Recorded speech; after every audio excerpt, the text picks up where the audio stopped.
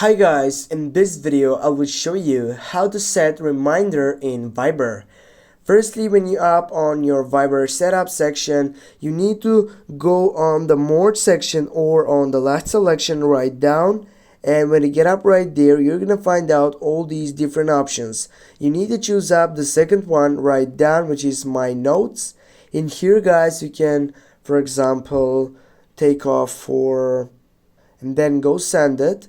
Now what you're gonna do, you need to tap and hold on it, and then on the first selection you're gonna be able to set reminder. Just click on that selection. Now you can choose up in which side or in which date you're gonna get up and take that reminder.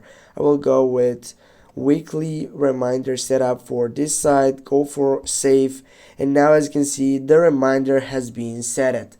Thanks for watching. Don't forget to hit that like and share the video. See you soon guys, and have a nice day.